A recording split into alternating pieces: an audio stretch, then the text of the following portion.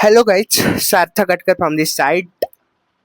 तो ना guys, actually मैं ऐसे ही कल मैं बैठा था। हो रही थी थोड़ी सी ट्रैवलिंग वगैरह। तो थोड़ा सा ना एक कुछ मुझे एक क्या बोलते जब मैं इंटर में था तब एक कुछ दो लव बर्ड्स की कहानी, मतलब ऐसे, मतलब जब मैं बैठा था तो याद आई थी भाई वो कैसे करते थे। तो उनका ना, जिसमें से एक का नाम था, मतलब वो बंदी थी जिसका नाम था तय, और दूसरा जो था उसका नाम था सर। भाई, ये तूने किधर से क्या डायरेक्ट चालू कर दिया रे। तो डायरेक्ट आया सार्थक हटकर, मैं, और डायरेक्ट ये लवबर्ड वगैरह। हाँ, कुछ करेंगे डिस्कशन। तो ये दोनों ने मिला के एक ना कंपनी चालू कर दी थी जिसका नाम था त्रैलोक्य लिमिटेड। जिनका नाम क्या था सर? जिसका नाम था त्रैलोक्य लिमिटेड। सर, जो किस में डील कर रही है, वो डील कर रही है आपके प्रीमियम वॉचेस के अंदर। सर, किसके अंदर डील कर रही है? आपकी गरीब प्रीमियम वॉचेस के अंदर। सर, ये तीसरा है रे कोई तो इनका, मतलब बेस्ट फ्रेंड वगैरह छोड़ दो। ओके, कंपनी का नाम क्या था सर? कंपनी का नाम था, दोनों के नाम से तो होगा ना यार, त्रैलोक्य। हाँ, आप बोलोगे सर लड़की का नाम ट्राई। अरे थी यार पंजाब की, क्या प्रॉब्लम है आपको? चलो ना, देखो, मुझे कुछ चीज याद आ रही है और मैं आपको बता रहा हूँ। सुनना है सुनो, नहीं तो भाड़ में जाओ। ओके, तो देखो, किस में डील कर रहे थे अब यार, आप लोग ना मुझे भूलवा देते हो। ओके, चलो, क्या सर? तो त्रैलोक्य लिमिटेड। सर, आपकी वीडियो नहीं दिख रही। सर, स्क्रीन दिख रही है आपकी? अरे देखने दो यार, प्रॉब्लम है इधर। होती तो मैं खुद भी दिखता ना। चलो यार, कितना टाइम पास करवाते हो। ओके, तो ये डील करते थे आपके प्रीमियम वॉचेस के अंदर। Okay sir. हाँ, इनके पास, इनका एक मैन्युफैक्चरिंग यूनिट है हमारे बीड के अंदर। हमारे बीड के अंदर इनका एक मैन्युफैक्चरिंग यूनिट, पूरे 10 एकड़ का इनका मैन्युफैक्चरिंग यूनिट है। क्या कर दिया सर? पूरे 10 एकड़ का इनका मैन्युफैक्चरिंग यूनिट है। बट एक्चुअली, अरे हाँ ना मैं, देखो, ये इनका छोटा सा प्यारा सा मैन्युफैक्चरिंग यूनिट है, त्रैलोक्य लिमिटेड वाला। यस सर, छोटी सी पार्किंग है, छोटा सा कॉर्पोरेट ऑफिस है, इधर चलते इनकी मैन्युफैक्चरिंग। लेकिन ना सर, ये पूरा के पूरा कितना, 10 एकड़ का एरिया है, जिसमें से यूटिलाइज 6 एकड़ का एरिया है। ये जो बाकी का 4 एकड़ का एरिया है ना, अनयूटिलाइज पड़ा है। अनयूटिलाइज पड़ा है। लेकिन सर, ये लिया क्यों गया था? सर, ये लिया इसलिए गया था कि कि हम हमारा ऑपरेशन बढ़ाएंगे, हम हमारा प्रॉफिट बढ़ाएंगे। लेकिन प्रॉफिट बढ़ने, ये सारी चीज बढ़ाने के लिए हमारे क्या क्या चाहिए होगा सर? पहले पैसा चाहिए होगा। पैसा कहाँ से आएगा? जब हम हमारे प्रीमियम वॉचेस सोल्ड करेंगे। लेकिन हमारे पास अभी तक इतना मार्केट ही नहीं है कि मैं ये पूरा की पूरा मैन्युफैक्चरिंग यूनिट भी सेटअप कर दूं, जिसके वजह से मेरी जो भी डिमांड है फुलफिल हो जाए। मेरी इतनी डिमांड ही नहीं है, तो मैं ज्यादा सप्लाई करूंगा भी क्यों? तो इसलिए मैंने ये अभी तक की एरिया में कुछ भी किया क्या सर? बिल्कुल कुछ भी नहीं किया था। Okay sir, no problem. लेकिन मेरे ख्याली दिमाग में बुलावा आया कि देखो इधर, देखो ना, देखो ना, इधर ना बड़े बड़े कंपनीज है ना, इनके कॉर्पोरेट ऑफिसेस है, उनके भी मैन्युफैक्चरिंग यूनिट्स है। तो यहाँ पे ना हेलीकॉप्टर का आना जाना चालू ही रहता है।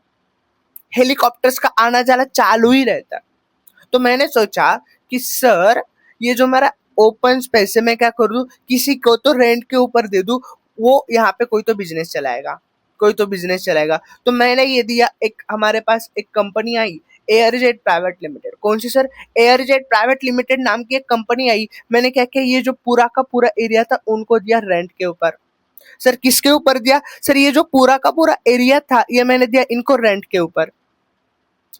तो अब मेरे दो प्रकार के रेवेन्यू आना चालू हो गए, एक मेरा मैन्युफैक्चरिंग का और यहाँ से थोड़ा बहुत। लेकिन चलो ना, ये कंपनी कौन सी है सर? लिमिटेड है। सर, लिमिटेड है मतलब सर यहाँ पे शेड्यूल 3 का एप्लीकेशन होगा। सर, हमारे पास शेड्यूल 3 के 3 डिवीजन है, division 1, division 2, division 3। Sir, division 1 किसको एप्लीकेबल है? डिवीजन 1 एप्लीकेबल है जो एएस फॉलो करता है। डिवीजन 2 किसके लिए एप्लीकेबल है सर? जो इंडेस फॉलो करता है। और डिवीजन 3 किसके लिए एप्लीकेबल है सर? हमारे एनबीएफसी के लिए। ओके, तो यहाँ पे सर लिमिटेड है, तो एएस लगा के काम चलेगा क्या? बिल्कुल नहीं चलेगा सर, हमें इंड ही लगाने पड़ेंगे। सर इसका यहाँ पे क्या रिलेवेंस? रुको रुको, आ जाएगा, टाइम आ जाएगा। ओके, तो यहाँ पे क्या, तो हमारी कंपनी कौन सी लिमिटेड है, मतलब यहाँ पे सर लगेगा मेरा इंड। तो चलो ना, मेरे पास ना एक रिलायंस का रिपोर्ट है, रिलायंस का रिपोर्ट है, यहाँ पे नोट नंबर 26 है। सर क्या है यहाँ पे नोट नंबर 26? सर जब भी हम किसी भी कंपनी का क्या बोलते हैं, statement of profit and loss देखते हैं, तो रेवेन्यू साइड के अंदर ना जस्ट दो ही चीज आती है, एक from revenue from operation and other income. Sir ये बाकी की चीजें छोड़ दो। मैं किधर हूँ? हाँ, रेवेन्यू फ्रॉम ऑपरेशन में ही हूँ ना। हाँ यस सर, लेकिन सर मैं इसके डायरेक्ट आपको इसके क्या बोलता है आपका इसके ऊपर लेके चलता हूँ, क्या बोलते हैं, स्टेटमेंट ऑफ पीएनएल। क्या बकवास गिरी, statement of PNL, statement of profit and loss वही रही, भावनाओं को समझो बस। ओके सर, मुझे भी नहीं मिल रहा है, अरे किधर गया बे? हाँ ये नोट्स है, ये मेरा क्या है, पीपी वाला है, शेड्यूल है, ये मेरा डिस्क्लोजर नोट्स है शायद से। हाँ उसके बाद changes in liability, cash flow रहेगा, ये चेंजेस इन इक्विटी, याद करो कंपनी एक्ट्स के अंदर फाइनेंशियल स्टेटमेंट के अंदर 5 चीजें बताई थी, वही 5 चीजें इधर। हाँ यस सर, यहाँ पे छोटा सा हमारा स्टेटमेंट ऑफ पीएनएल है, जिसके अंदर यहाँ पे मेरे इनकम से यहाँ पे मेरे एक्सपेंसेस है। सर इनकम के अंदर बस दो ही एक्सपेंसेस का हम जिक्र करते हैं, जिसमें से एक है हमारा रेवेन्यू फ्रॉम ऑपरेशन और दूसरा है हमारा अदर इनकम। सर क्योंकि हमें चीजों को बाइफरगेट करना है कि जो भी हम ऑपरेशंस कर रहे हैं, जो भी हम गुड्स और सर्विसेज सोल्ड कर रहे हैं, उसका मुझे कितना पैसा मिल रहा है, और वो छोड़ के मेरे मेरे जो भी एंसिलरी सर्विसेज चल रही है उसका मुझे कितना पैसा मिल रहा है। तो sir very very easy sir, उसका जो भी मुझे रेंट मिल रहा है सर, वो मेरे कहाँ किसके अंदर जाएगा, मेरे अदर इनकम के अंदर जाएगा। बस बताने के लिए बताया रहा है, मुझे कुछ भी जरूरत नहीं है जो क्या बोलते हैं, जो financial statement annual report open करने की, छोड़ दो। तो किधर आए थे सर हम? हाँ, तो क्वेश्चन आएगा कि सर ये जो लैंड है जो हमने रेंट के ऊपर दी है, उसका क्लासिफिकेशन क्या होगा? नो डाउट सर ये हमारी फिक्स एसेट है, नो डाउट ये हमारी फिक्स एसेट है, लेकिन जैसे हम आगे बढ़ते बढ़ते जाते हैं ना, वैसे ना हमारी कॉम्प्लेक्सिटी बढ़ती है। मतलब सर फिक्स एसेट के अंदर भी ये अब हमारा प्रॉपर्टी प्लांट एंड इक्विपमेंट का पार्ट होगा कि नहीं होगा? सर जब हमने प्रॉपर्टी प्लांट एंड इक्विपमेंट पढ़ा था, तो वहां पे हमने एक कंडीशन देखी थी, it should be in the use, कौन से भी डिपार्टमेंट के यूज में होना चाहिए सर। लेकिन सर यहाँ पे यूज ही तो नहीं हो रहा है, ये तो खाली पड़ी है, हमने रेंट के ऊपर दे दी है, हमारे फिक्स एसेट तो है, लेकिन वो पीपी का क्राइटेरिया तो फुलफिल नहीं कर रही है। तो yes sir yes sir yes sir, आपने सही समझा, इसके लिए हम करते हैं क्लासिफिकेशन, इसके लिए हम करते हैं क्लासिफिकेशन। और जब हम इंड एएस की बात करते हैं, आपकी पब्लिक कंपनी की बात करते हैं, आपकी शेड्यूल 3 के डिवीजन 2 की बात करते हैं, तो ये डिवीजन देख लो आप, मेरे हिसाब से तो सही है, लेकिन हो सकते गलत। हाँ उतना तो है, एक एएस के लिए है, एक इंड एएस के लिए, एक एनबीएफसी के लिए, लेकिन एक बार नंबर भी देख लेना, मेरे ऊपर भरोसा मत करना।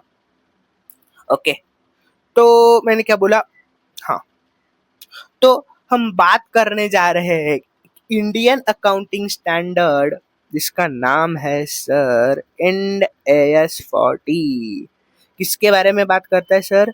Investment property.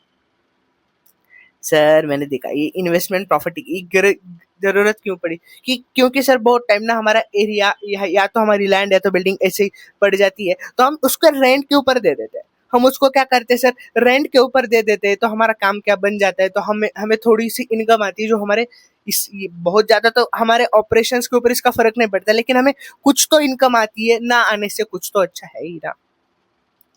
ये थी हमारे दो लवर्स की कहानी। तो सर हम एक्चुअली में क्या पढ़ेंगे, तो सर हम एक्चुअली में पढ़ेंगे आपका end S 40 sir, end S 40 deal करता है आपके इन्वेस्टमेंट प्रॉपर्टी के अंदर। किसके अंदर? Investment property. लेकिन सर इन्वेस्टमेंट और प्रॉपर्टी के अंदर सिर्फ हम दो ही चीज का जिक्र करेंगे, एक हमारी लैंड और बिल्डिंग। सर क्या? एक तो लैंड और मेरी बिल्डिंग, या तो दोनों, या तो दोनों।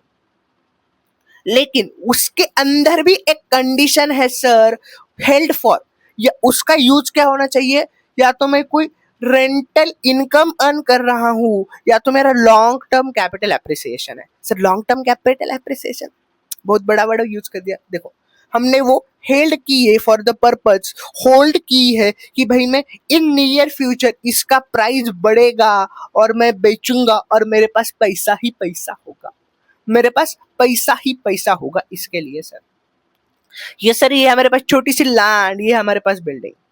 तो सर इसका नेचर कौन सा होना चाहिए? सर ये रेसिडेंशियल होनी चाहिए, या कमर्शियल होनी चाहिए, या इंडस्ट्रियल। मतलब देखो जब मैंने आपके त्रैलोक्य लिमिटेड की बात चल रही तो वहां पे कहाँ पे था? सर ये इंडस्ट्रियल में था। सर एक आधा क्या था ना, हमने एम्प्लॉय को दिया कुछ रेसिडेंस एरिया के अंदर, मेरे पास कुछ प्रॉपर्टी रेसिडेंशियल एरिया के अंदर, तो कुछ रेसिडेंशियल है मेरे पास, कुछ कमर्शियल है, कुछ इंडस्ट्रियल है। तो जब मैं क्लासिफिकेशन करूंगा तो मेरे पास कौन से टाइप की प्रॉपर्टी होनी चाहिए? सर ये इमटेरियल करता है कि वो रेसिडेंशियल है, कमर्शियल है, या इंडस्ट्रियल है। आपके पास कौन सी भी लैंड या तो बिल्डिंग जिसका पर्पज रेंट कमाना या तो लॉन्ग टर्म कैपिटल एप्रिसिएशन है, और जिसका नेचर कौन सा भी है, तो हम हर किसी को बोल देंगे कि सर ये हमारी इन्वेस्टमेंट प्रॉपर्टी है। समझे sir? Very very, investment property, land, building, या तो दोनों। इसका यूज क्या होना चाहिए? अर्निंग रेंटल इनकम या तो long term capital appreciation. Okay sir. अब क्वेश्चन आएगा सर, व्हाई सर सिर्फ हमने लैंड और बिल्डिंग ही इन्वेस्टमेंट प्रॉपर्टी के अंदर क्यों कैटेगराइज किया? हमारे पास अदर एसेट भी जैसे कि मशीनरी है, व्हीकल है, कंप्यूटर है, प्रिंटर है। मकसद मत भूलना भाईजान, मैंने एक कंडीशन क्या बताई थी आपको? Long term capital appreciation. क्या sir? Long term capital appreciation. भाई आपकी मशीनरी घंटा एप्रिसिएट होने वाली है, भाई वो डेप्रिसिएट होती है। आपका कंप्यूटर डेप्रिसिएट होता है, आपका प्रिंटर डेप्रिसिएट होता है, और आपकी यहाँ पे कंडीशन ही क्या थी sir? Long term capital appreciation. So इसके वजह से हमारे पास ऐसे दो ही चीजें हैं, लैंड और बिल्डिंग, जिसका क्या होता है सर? अप्रिसिएशन होता है। सो इसके वजह से हम इनको क्या कर सकते हैं? आपकी इन्वेस्टमेंट प्रॉपर्टी के अंदर कैटेगराइज करवा सकते हैं। Okay, no problem. चलो आगे। तो क्या ये अप्रिसिएट होते हैं, डेप्रिसिएट? यस सर, ये होती है हमारे डेप्रिसिएट। कभी अप्रिसिएट होंगी क्या? नहीं। तो सीधा साधा, that's why. Okay, yes sir. अब मुझे देखना, कोई कोई चीजें हमारे आउट ऑफ स्कोप। सर क्या? कोई कोई चीजें हमारे pass out of scope. Sir जैसे कि अब देखना, एक आधी असेट मैं यूज कर रहा हूं मैंने प्रोडक्शन या तो एडमिन या तो कौन से तो डिपार्टमेंट के अंदर, ऑपरेशन मतलब मेरी जो भी डे टू डे लाइफ की जो मेरे नॉर्मल कोर्स ऑफ बिजनेस है उसके अंदर एज अ असेट। तो सर उसको हम क्या करेंगे? वो हमारा इंडेस 16 मेरे पीपीए के अंदर क्लासिफाई हो जाएगा, वो मेरे पीपीए के अंदर क्लासिफिकेशन हो जाएगा। अब देखना, हमारे पास ना कुछ रियल इस्टेट डेवलपर्स होते हैं। क्या सर? हमारे पास कुछ रियल इस्टेट डेवलपर होते हैं। वो क्या बनाते हैं ना, वो भी लैंड, वो जो है लैंड के ऊपर बिल्डिंग कंस्ट्रक्ट करवाते हैं। तो देखना सर, ये हमारी इन्वेस्टमेंट प्रॉपर्टी बनेगी क्या? नहीं बनेगी सर, बिल्कुल नहीं बनेगी। क्योंकि उनका इंटेंशन क्या है? उनका इंटेंशन है वो नियर फ्यूचर के अंदर सेल करने वाले हैं, उनके नॉर्मल कोर्स ऑफ बिजनेस का पार्ट है। तो इसके वजह से इसको क्या लगेगा? इंडेस 2। लेकिन एक खादा हमारा ऐसा रियल इस्टेट डेवलपर है, हमारा ऐसा एक खादा रियल इस्टेट डेवलपर है, उन्होंने वो जो इस्टेट है बनाई है for the purpose of rent. मतलब वो चीज वो सिर्फ रेंट के ऊपर देंगे।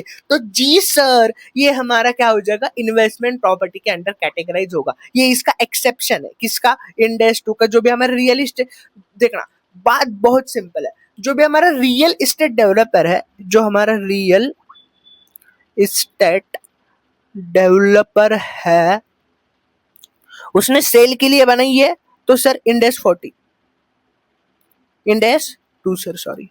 और उसने रेंट के लिए वो बना रहा है, तो उसके लिए क्या क्या हो जाएगा सर? उसके लिए बन जाएगा हमारे पास इंडेस 40। Okay sir. ओके, अरे हो जाना छोटा। हाँ तुझे को मैंने छोटा बनाना है, हाँ। ओके, तो सर, हाँ, तो ये भी हो गया सर। उसके बाद हम बात करेंगे तीसरा।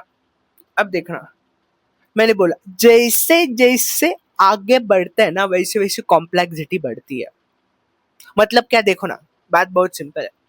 जब हम बचपन में थे, जैसे ही पैदा पैदा हुए थे, तो देखो ना, ना हमें खाने की जरूरत थी, ना चलने की जरूरत थी, सब कुछ हमारे साथ हो रहा था। हमें खाना भी खिलाया जा रहा था, हमें मतलब हमें ना चलता आता था, मतलब हमारे साथ हर एक चीज की जा रही थी। लेकिन जैसे जैसे हम बढ़ते हो गए, देखो, फिर से हमें खुद के पैर के ऊपर चलना पड़ा, उसके बाद खुद के हाथ से खाना पड़ा। मतलब जैसे जैसे बड़े हो गए, फिर से हमारे पहले पहले हमारे पास पढ़ाई बिढ़ाई करने की जरूरत नहीं थी, बस हम खेलते थे, खेलते थे।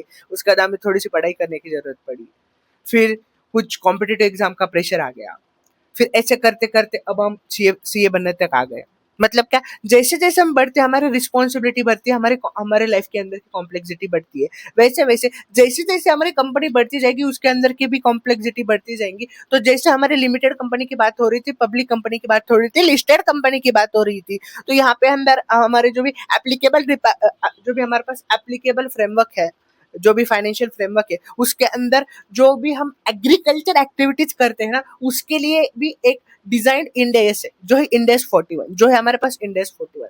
तो जब मेरी असेट एग्रीकल्चर से रिलेटेड कुछ बात करेगी, तो ये हमारे जो भी हमारे इंडेस 40 इन्वेस्टमेंट प्रॉपर्टी का जो भी स्कोप है, उसके आउट ऑफ स्कोप बन जाएगी सर, क्योंकि वो उसके स्कोप का पार्ट नहीं है। इसके लिए हमारे पास गवर्न करने के लिए एक इंडेस है, इंडेस 41। Okay sir. उसके बाद जो भी आपके मिनरल्स है, ओर्स है, गैसेस है, उसके लिए भी एक डिजाइन अकाउंटिंग स्टैंडर्ड है, इंडियन अकाउंटिंग स्टैंडर्ड 106। जब बात उसके हो जाएगी, उसके रिलेटेड असेट्स की, तो उसके लिए हमारे पास गवर्न करने के लिए कौन है सर, इंडेस 106। उसके बाद देखना, बहुत सारे असेट ना हेल्ड फॉर सेल होता है। हेल्ड फॉर सेल, सर पागल बिगल हो रहे हो क्या भाई?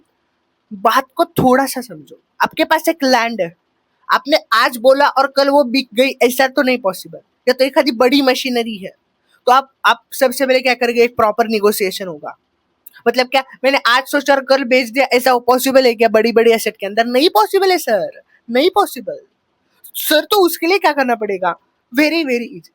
तो जिस दिन मैंने सोच लिया कि भाई मुझे इसको बेच देना है, फ्रॉम दैट डेट उसका डेप्रिसिएशन भी सीज होगा, और वो असेट हो जाएगी मेरी हेल्ड फॉर सेल, वो लाइबल हो जाएगी मेरी, इलिजिबल हो जाएगी for the held for sale. तो वो भी मेरे इन्वेस्टमेंट प्रॉपर्टी के अंदर पार्ट आएगा कि नहीं? सर एक आधी प्रॉपर्टी हमने पहले इन्वेस्टमेंट प्रॉपर्टी बोल के उसको हमने क्या किया था, डिटरमाइन किया था, क्लासिफाई किया था। Okay sir, no problem. लेकिन अब हमने उसकी सेल की बात की, तो उसका क्लासिफिकेशन हट जाएगा, वो जो इन्वेस्टमेंट प्रॉपर्टी उसका क्लासिफिकेशन हट जाएगा, और उसका क्लासिफिकेशन रहेगा एसेट हेल्ड फॉर सेल के अंदर।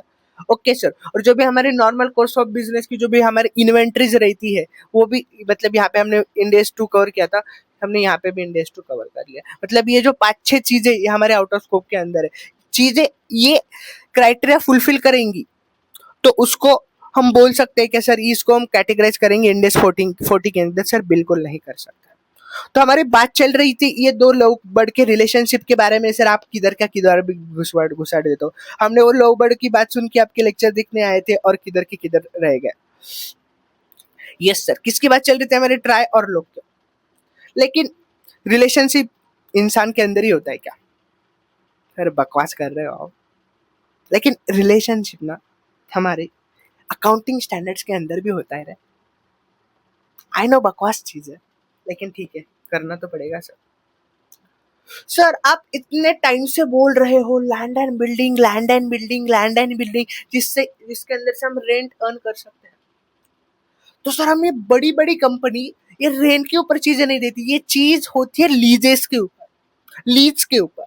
तो हम रिलेशनशिप देखेंगे हमारे इंडेस 40 जो इन्वेस्टमेंट प्रॉपर्टी की बात करता है, किसके साथ सर, इंडेस 116 जो हमारे लीज के बारे में चर्चा करता है।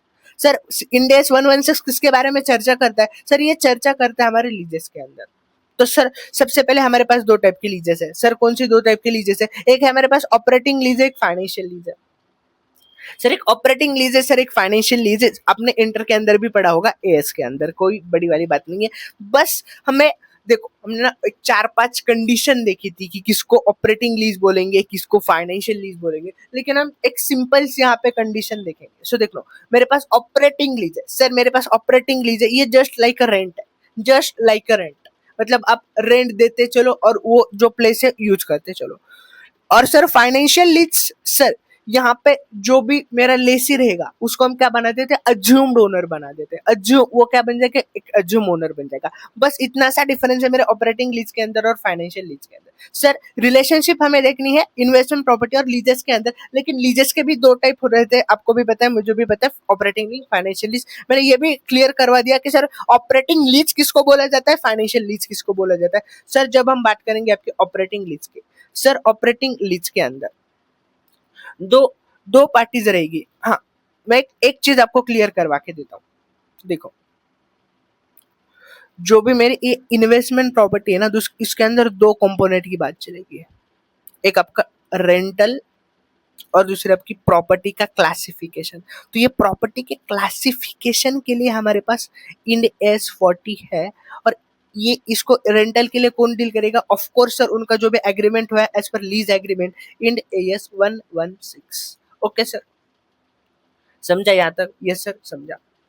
तो सबसे पहले हमारे पास जो भी लीज आएगी सर, ऑपरेटिंग लीज, उसके पास हमारे पास सर दो पार्टियां, एक है हमारे पास लेसी है और लेसर है, और एक लेसी है।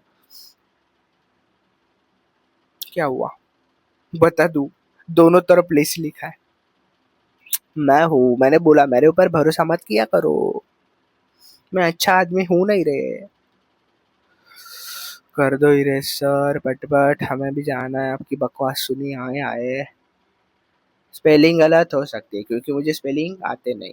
ओके, ठीक है, जो है वो ऑपरेटिंग लीज। बात किसकी चल रही है सर यहाँ पे, ऑपरेटिंग लीज। एक है हमारे पास लेसर है, एक हमारे पास लेसी है सर। ओके, जब मैं आपके लेसर के बारे में बात करूंगा, किसके बारे में बात कर रहे हैं सर हम, ऑपरेटिंग लीज। जस्ट हमने किसके ऊपर दिया है सर चीजें, रेंट के ऊपर दी है। तो जब मैं आपके लेसर के बारे में बात करूंगा, तो देखना, लेसर जो भी प्रॉपर्टी है, जो भी प्रॉपर्टी है,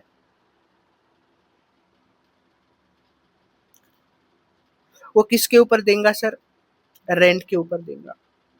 तो ओनर भी कौन रहेगा, ओनर भी कौन रहेगा सर, हम ही ओनर रहेंगे। तो इसको हम क्या करेंगे सर, इसको हम इन्वेस्टमेंट प्रॉपर्टी के अंदर कैटेगराइज करेंगे। ये हमारी क्या बन गई sir, investment property. Land and building, ध्यान में रखना, लैंड यहाँ पे किसकी बन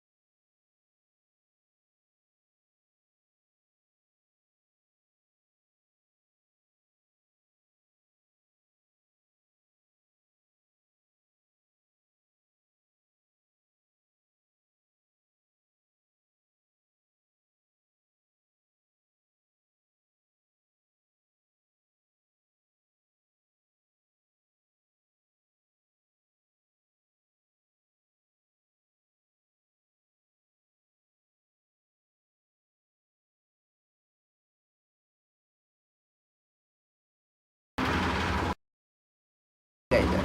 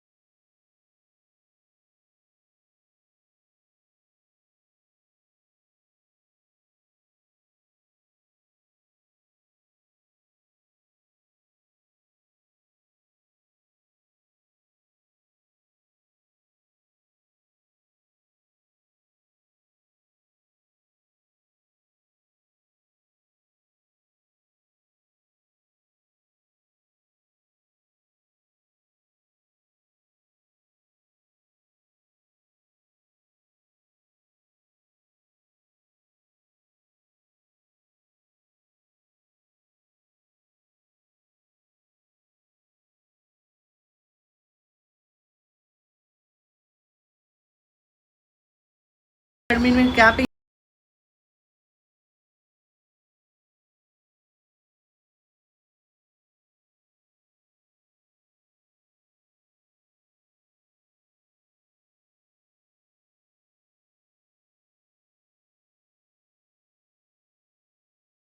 कर दिया।